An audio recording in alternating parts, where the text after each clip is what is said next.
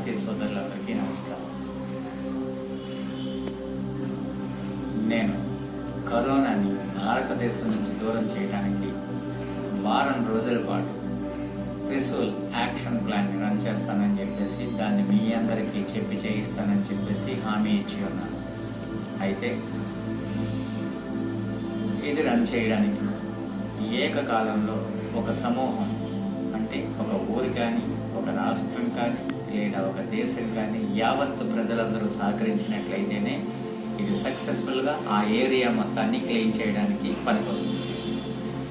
అయితే నేను అంతమందిని సమూహం చేసేదాకా ఈలోపు సబ్స్క్రైబర్గా మారినటువంటి ఎవరు కూడా ఆగటం లేదు.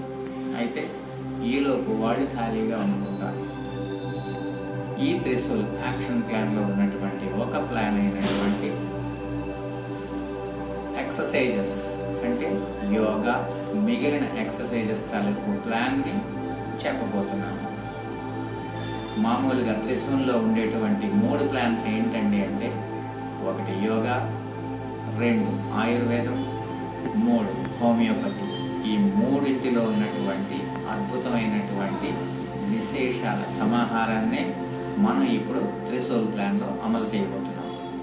ఫస్ట్ యోగా తాలూకు ప్లాన్ని మీకు ఎక్స్ప్లెయిన్ చేస్తాను. మిగిలిన జనాలు మనకి కూడేదాకా మీరంతా ఈ ప్లాన్ని అమలు చేస్తూ ఉండండి. ఈలోపు అందరూ కూడేటప్పటికి మనం యాక్షన్ ప్లాన్ స్టార్ట్ చేయడానికి వారం రోజుల ముందు మీరు ఏ మందులు కొనాలి, ఏ ఆయుర్వేద మందులు కొనాలి, ఏ హోమియో మందులు కొనాలి, ఎప్పుడు స్టార్ట్ చేయాలి అనేటువంటిది నేను మీ అందరినీ రెడీ చేస్తాను. ఈలోపు మీరు చేయాల్సింది ఏంటంటే యోగా. చాలామంది ఇందులో మాకు యోగా తెలుసు, మేము చేస్తున్నాము. సో మీరు చెప్పేదానికి ఇప్పుడు ఉన్నటువంటి ఈ కరోనాకి ఎలా మ్యాచ్ అవుతుంది అని చాలామంది డౌట్ ఎక్స్ప్లెయిన్ చేస్తున్నారండి. విషయం ఏంటంటే అందరూ యోగా చేసేటువంటి వాళ్ళు ఎర్లీ మార్నింగ్ ఏ 4కో లేచి లేకపోతే ఏ 5కో లేచి సూర్యుడు వచ్చేలోపే కంప్లీట్ చేసేసుకుంటూ ఉంటారు. సో ఎర్లీగా కంప్లీట్ చేసేటువంటి ఈ యోగా విధానంలో ప్రస్తుత పరిస్థితికి కొంచెం అనుకూలంగా ఉండదండి. ఇప్పుడు శరీరానికి విపరీతంగా మనకి డి విటమిన్ కానీ లేదా వ్యాధి నిరోధక శక్తి కానీ చాలా అవసరం. ఇది మనకి సూర్యుడి నుంచే అందుతుంది. అయితే సూర్యుడి నుంచి అందేటువంటి ఈ శక్తిని మనం పూర్తిగా వశపరుచుకోవాలి, శరీరానికి పూర్తిగా వినియోగం అయ్యేలా చూడాలి. అప్పుడే మనకి ఒక శక్తి సాధ్యమవుతుంది. ఎలా అండి దీనికి చెయ్యాలి? మనం 5:30కి అలారం పెట్టుకొని లేచి ఆ బాత్రూమ్ కానీ బ్రష్ కానీ కంప్లీట్ చేసుకొని ఎక్సర్సైజెస్ 6కి స్టార్ట్ చేయాలి మనం. సో యోగా తెలిసిన వాళ్ళు యోగా చేయండి. ఆ ఎండలో 7:30 దాకా చేయాలండి. 6 to 7:30. మీకు రకరకాల పద్ధతులు తెలిసి ఉండొచ్చు, ప్రాణాయామాలు తెలిసి ఉండొచ్చు. సో అవి చెయ్యండి. సరే, అవి తెలియని వాళ్ళు మీకు ఏం తెలిస్తే అది చెయ్యండి, కానీ ఏదోటి చేస్తూనే ఉండాలి. ఒక్కొక్కరికి ఒక్కొక్క సత్తా ఉంటుంది. బాగా ఎక్సర్సైజ్ అలవాటు ఉన్న వాళ్ళు చక్కగానే చేయగలుగుతారు. అసలు ఏ పక్షవాతంతో మంచం మీద ఉన్నవాళ్ళు లేకపోతే పసిపిల్లలు లాంటి వాళ్ళు ఏమీ చేయలేరు. సో శక్తి లేని వాళ్ళు, అనారోగ్యంతో ఉన్నవాళ్ళు, లేకపోతే పూర్తిగా కీళ్ళ నొప్పులతో ఉన్నవాళ్ళు ఏమీ చేయలేని పరిస్థితి ఉంటుంది. అయినప్పటికీ కూడా కరోనా ఎవరిని క్షమించదు కాబట్టి మనమంతా కూడా ఈ 6 నుంచి 7:30 దాకా ఉండేటువంటి ఆ ఎండలో ఉండేటువంటి వేడిమిని శరీరానికి వంట పట్టించుకోవాలి. కాబట్టి మీరు ఏం చేస్తారో చెయ్యండి. అది వాకింగ్ చేస్తారు, రన్నింగ్ చేస్తారు, లేకపోతే ఏమీ చేయలేకపోతే పడుకొని ఒకే దగ్గర పడుకొని రొటేట్ చెయ్యండి బాడీని. అంటే ఒకవైపుకి ఒక 3 సార్లు, రెండో వైపుకి ఒక 3 సార్లు. అంటే మొత్తం కీళ్ళ నొప్పులతో ఉండి ఏమీ చేయలేమనుకున్న వాళ్ళు శరీరాన్ని కనీసం తిప్పండి, అటు తిప్పండి, ఇటు తిప్పండి, ఏదోటి చేస్తూ ఉండండి. పొర్లు దండాలు పెట్టండి, లేకపోతే ఏదోటి రుంజీలు తీయండి. ఏం చేసినా పర్వాలేదండి ఎండలోని. సో ఆ రకంగా మనం చేస్తే ఈ ఎండ తాలూకు వ్యాధి నిరోధక శక్తి మనకి డి విటమిన్ లోపలికి వెళ్ళి మొత్తం కొవ్వు పొరల ద్వారా లోపలికి చేరుకొని మనకి అది అన్ని అంతర్గత అవయవాలకి అందుతుంది. అదే మనం ఏమీ చేయకుండా ఎండలో కూర్చున్నట్టయితే దాని తాలూకు ప్రభావం కొంతవరకే వెళుతుంది, పై పొరల దగ్గరే ఆగిపోతుంది. మనం కలర్ మారడానికి తప్ప అది శరీరానికి పెద్దగా ఉపయోగపడదు. అదే అన్ని కీళ్ళు కదుపుతూ ఉంటే, అన్నీ చేస్తూ ఉంటేనే అది శరీరానికి పూర్తిగా సాధ్యమవుతుందండి. మనకి ఈ కరోనాను ఎదిరించడానికి మొట్టమొదటి శక్తి సూర్య భగవానుడే. ఈ సూర్య భగవానుడి తాలూకు శక్తిని పూర్తిగా మనం వంట పట్టించుకోవడానికి వ్యాయామం సూర్యుడి సమక్షంలో ఉదయం 6 నుంచి 7:30 వరకు చేయటమే మన త్రిశూల్ యాక్షన్ ప్లాన్లో ఫస్ట్ పార్ట్. అయితే కొంతమంది మాకు ఈ యోగా కానీ కొన్ని వ్యాయామాలు కానీ చేయండి, మిమ్మల్ని చూసి మేము చేస్తామని చెప్పేసి అన్నారండి. సో వాళ్ళ కోసం నేను కొన్ని ఎక్సర్సైజెస్ చెప్తాను, వాటిని ఫాలో అవ్వండి. ఫస్ట్ ప్రాణాయామం తీసుకుందామండి.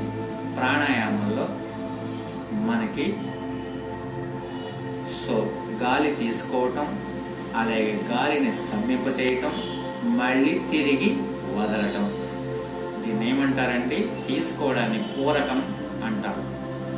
అక్కడ గాలిని స్తంభింపజేయడాన్ని కుంభకం అంటాం, తిరిగి వదలటాన్ని రేచకం అంటామండి. సో పూరక, కుంభక, రేచక ఈ మూడింటిని మనం ఒక ఆర్డర్లో ఎవరి శక్తిని బట్టి వాళ్ళు చేయాలండి. చేస్తే ఊపిరితిత్తులు శుభ్రమవుతాయి, గాలిలో ఉండేటువంటి ఈ ఇంప్యూరిటీస్ని అన్నిటినీ ఫిల్టర్ చేసేటువంటి కెపాసిటీ వస్తుంది. దాని ద్వారా మనం కొంత వ్యాధి నిరోధక శక్తిని పొందించుకుంటాం. సో ఫస్ట్ ఎండలోకి చేరిన తర్వాత మీరు నార్మల్ ఎక్సర్సైజెస్ కానీ ఏమైనా వామప్ ఎక్సర్సైజెస్ కానీ చేసి తర్వాత కూర్చొని ఈ ప్రాణాయామాలు చేస్తే బాగుంటుందండి. సో ఫస్ట్ ప్రాణాయామం.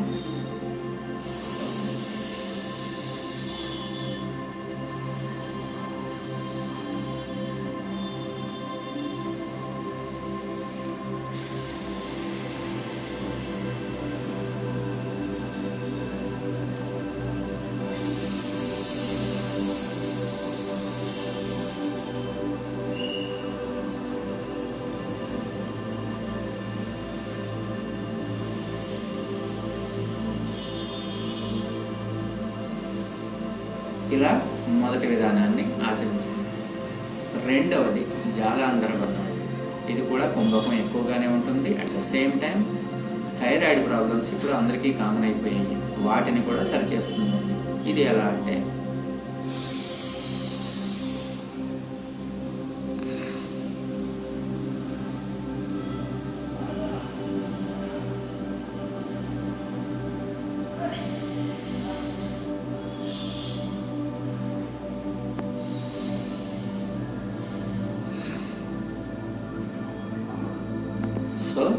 పీల్చి గాలిని లోపల కుంభించి గడ్డాన్ని ఛాతీ కాంచి నొక్కి పెట్టి ఉంచండి. కాసేపు అలా ఉంచడం వల్ల థైరాయిడ్ గ్రంథికి ఎక్కువగా ఉపయోగం జరుగుతుంది.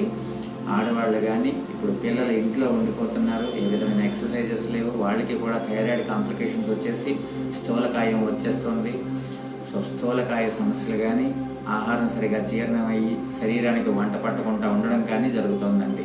ఈ థైరాయిడ్ కాంప్లికేషన్స్ లేకుండా అట్ ద సేమ్ టైం ఊపిరితిత్తులకు కూడా మంచి వ్యాయామం అండి ఇది చేసిన వాళ్ళకి ఇప్పుడు కరోనాని ఎదిరించేటువంటి శక్తి ఊపిరితిత్తులకి వస్తుందండి. ఎలా అంటే మళ్ళీ ఒకసారి చేసి చూపిస్తాను.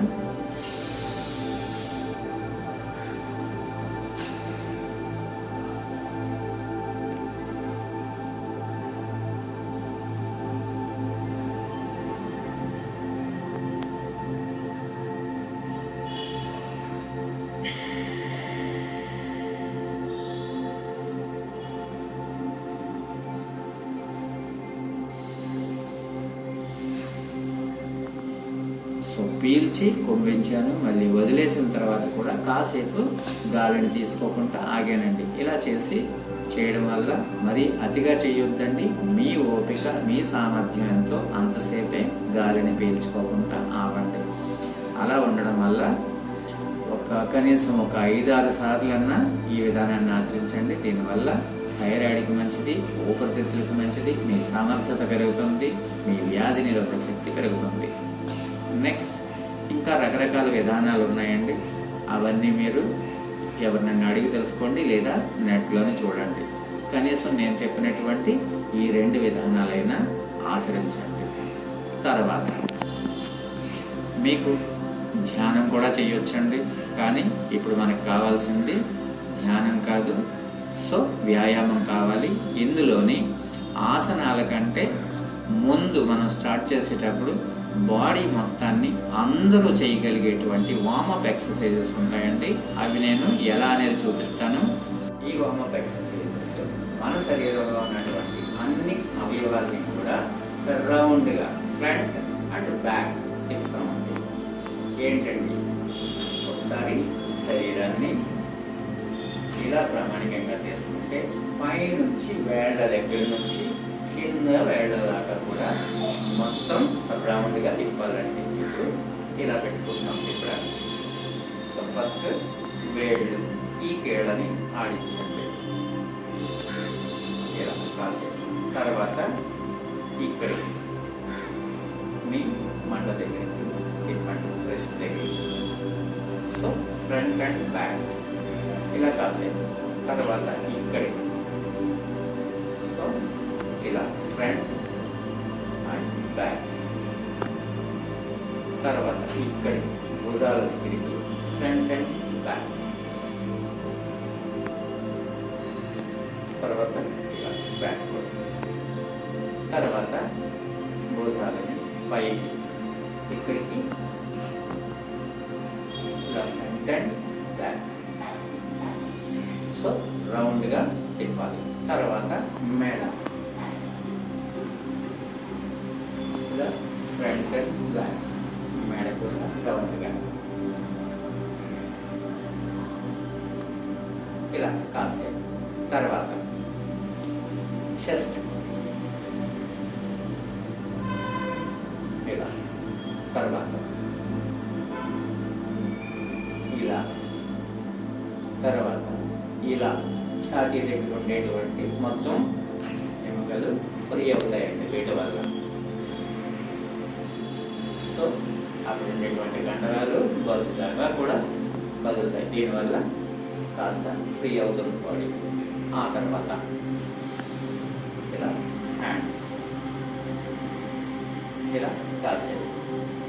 తర్వాత ఇలా కాసేపు. ఆ తర్వాత ఇలా రౌండ్గా కాళ్ళని దగ్గరికి పెట్టి చేతుల్ని ఇలాగా ఫ్రంట్ దాకా బ్యాక్ దాకా తీసుకెళ్ళడం వల్ల బొజ్జ దాకా ఫుల్గా కదులుతాయండి. ఇది చాలా మంచిదండి. వీలైనంత ఎక్కువసేపు చేయడానికి ప్రయత్నం చేయండి. మీకు కడుపులో ఉన్నటువంటి అన్ని సమస్యలు నయమవుతాయి, చక్కగా జీర్ణం అవుతుంది, స్లిమ్గా ఉంటారు. సో మొత్తం అన్ని పార్ట్లకి మంచి ఎక్సర్సైజ్ ఉంది ఈ తిప్పడం. సో ఇలా కాసేపు. ఆ తర్వాత హిప్ దగ్గరికి. సో ఇది ఇలా కాసేపు. ఇలా రివర్స్. ఇలా ఫ్రంట్ అండ్ బ్యాక్స్ ఇవి చేయండి. ఆ తర్వాత ఇక్కడికి ఇలా ఫ్రంట్ అండ్ బ్యాక్. ఈ కాలు ఇక్కడికి, ఈ జాయింట్. తర్వాత ఇది. తర్వాత ఇలా బ్యాక్. ఆ తర్వాత ముడికి దగ్గరికి అండి. ఇలా ఇలా. సో ఇది కూడా సేమ్. తర్వాత ఇలా కాసేపు చేయండి. ఆ తర్వాత ఇక్కడికి ఇలా.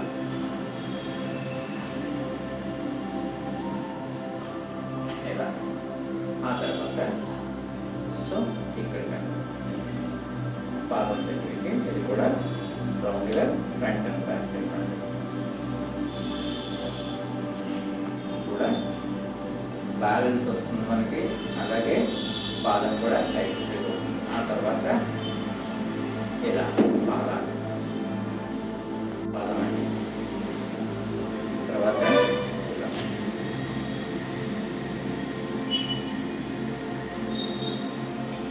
ఇలా ఫ్రంట్ అండ్ బ్యాక్ రొటేషన్. ఆ తర్వాత ఇలా తర్వాత ఇలా అయిన తర్వాత తాడాసనం అంటారండి.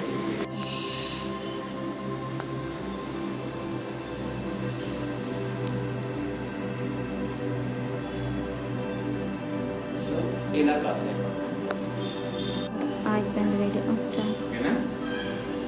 తర్వాత ఇలా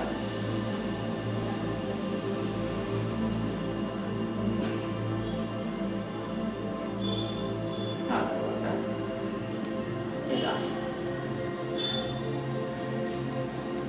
ఇలా కాసేపు.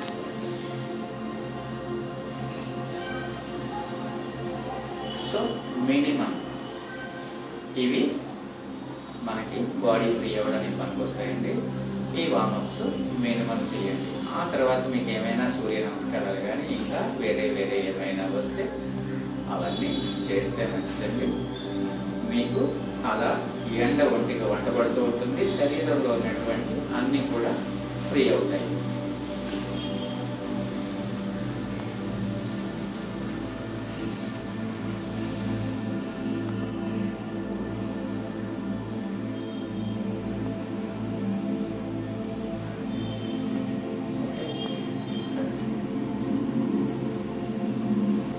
సో వార్మప్ ఎక్సర్సైజెస్ అయిన తర్వాత కాసేపు బాడీని రిలాక్స్ చేయండి.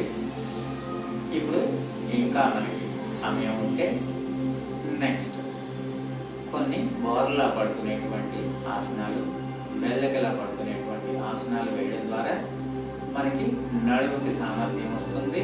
అట్ ద సేమ్ టైం ఇంట్లో ఎక్కువగా ఉండిపోతున్నాం కాబట్టి బొజ్జు కూడా జరగకుండా శరీరం స్థూలకాయం లేకుండా కూడా మనం మేనేజ్ చేయొచ్చు. అట్ ద సేమ్ టైం అవి చేస్తున్నప్పుడు మనకి ఊపిరి కూడా ఎక్కువగా తీసుకోవడం అని ఒకసారి అందించడం అని జరుగుతూ ఉంటుంది. కాబట్టి మనకి అదే సమయంలోని ఊపిరితిత్తులు కూడా మెరుగవుతుందండి. దానివల్ల కూడా వ్యాధి నిరోధక శక్తి పెరుగుతుంది.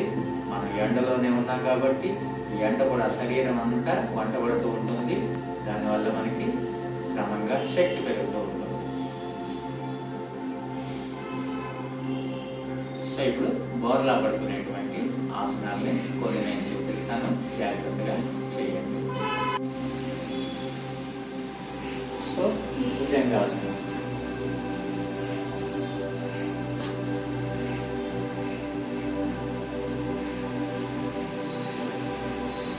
ఇలా కాసేపు మళ్ళీ వీలైతే ఒక 2-3 సార్లు చేయండి. తర్వాత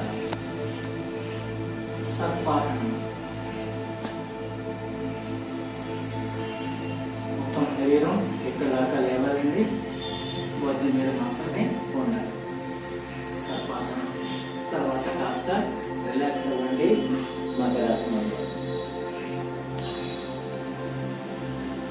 తర్వాత నిరాళంబాసనం.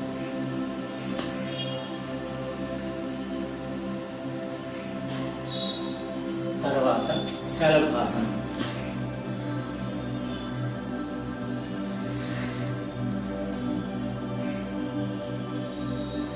తర్వాత వ్యతిరేక నావాసనం.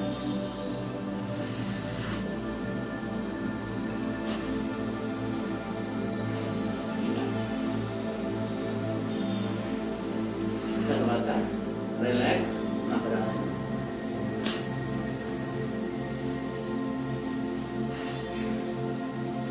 తర్వాత ధనురాసనం.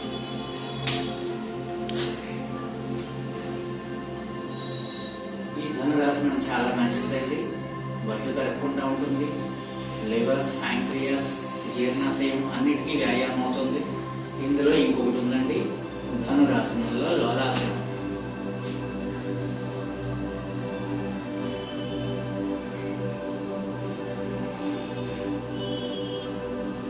ఇలా చేసి రిలాక్స్ చేసి మళ్ళీ ఇంకోసారైనా ధనురాసనంలో లోలాసనం చేయండి.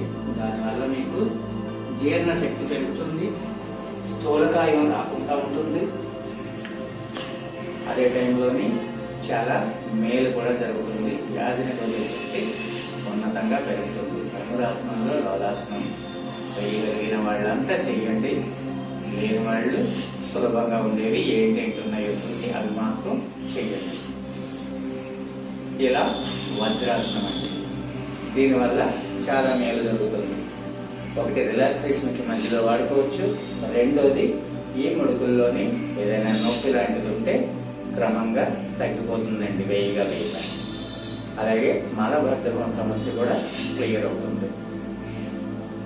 సో తర్వాత ఇంకా బాగా శరీరం బెండ్ అవుతున్నటువంటి పిల్లలు లాంటి వాళ్ళు ఇలా వజ్రాసనంలో కూర్చొని వెనక్కి పడుకోవచ్చండి. సుప్త వజ్రాసనం అంటారు, సుప్త స్థితి. సో దానికి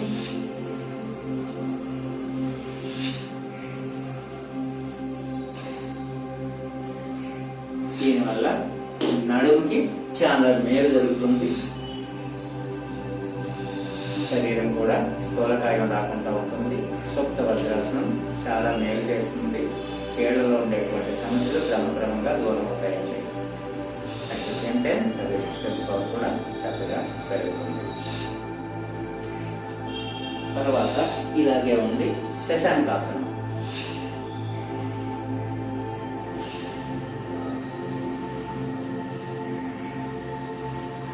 శశాంకాసనం కూడా చాలా మంచిది, రిలాక్సేషన్కి మంచిది, మనకి నడుముకి అలాగే కాళ్ళకి అన్నింటికి కూడా చాలా మంచిదండి.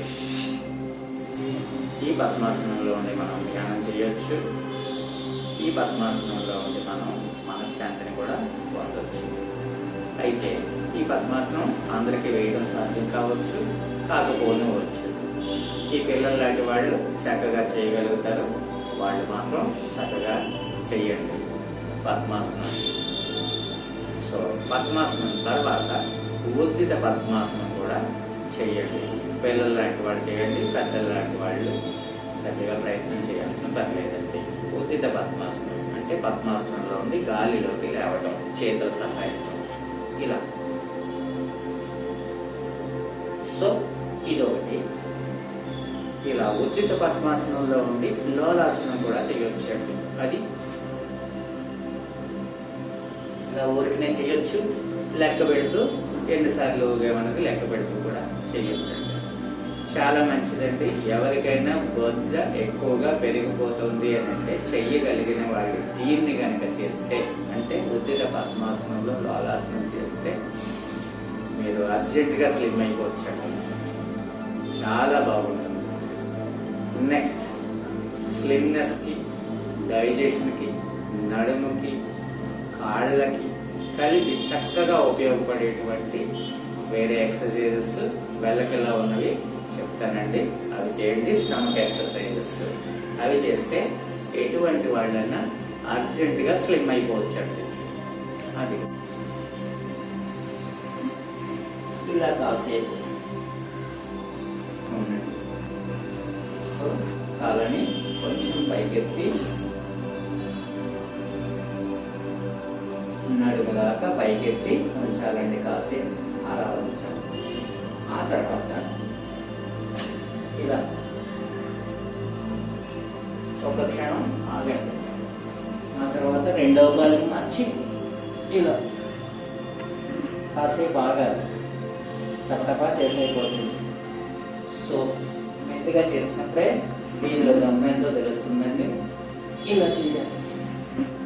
అలా ఒక 5-6 సార్లు చేయటం, రిలాక్స్ అవటం, మళ్ళీ ఒక 5-6 సార్లు అలాగా ఒక 3 times అయినా చేయండి. చేస్తే ఎవరికైనా బొజ్జ చాలా త్వరగా తగ్గిపోతుంది. స్థూలకాయ సమస్య నిర్మూలన అవుతుంది. చాలా మంచిదండి. నెక్స్ట్ ఇప్పుడు 2 కాళ్ళతో చేయటం.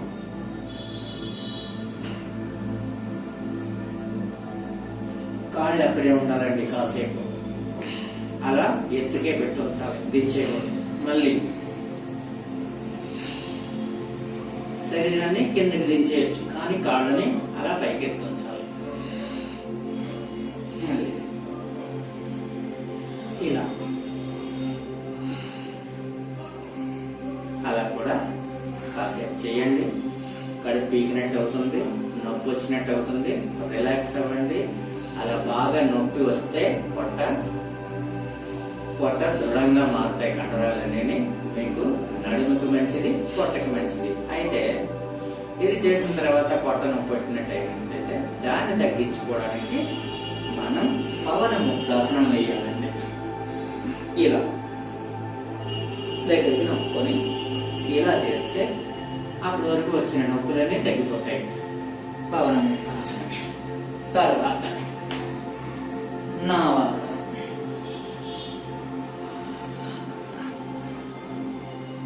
ఆ తర్వాత నౌకాసనం.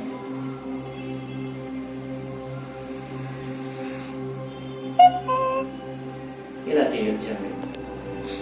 ఇంకా పశ్చిమోత్తాసనం అని చాలా ఇంకా వెరైటీస్ ఉన్నాయి. చేసే కొద్దీ ఎంతసేపు అయినా చేయొచ్చు. శీర్షాసనం వేయొచ్చు, శీర్షాసనంలో శీర్ష పద్మాసనం వేయొచ్చు. చాలా వెరైటీస్ అన్నీ మీ ఓపిక సామర్థ్యాన్ని బట్టి చేస్తూనే ఉండొచ్చు. సో ప్రస్తుతానికి ఇవి చేస్తూ ఉండండి. మీ శరీరం స్థూలకాయంగా మారకుండా మీకు వ్యాధి నిరోధక శక్తి పెరిగేలాగా మీరు జాగ్రత్తగా మేనేజ్ చేస్తూ ఉండండి. అందరూ మొదలయ్యేటప్పటికి మీరు మంచి వ్యాధి నిరోధక శక్తితో సిద్ధంగా ఉండండి. మిగిలిన వాళ్ళకి ఆదర్శంగా ఉండండి. జై హింద్.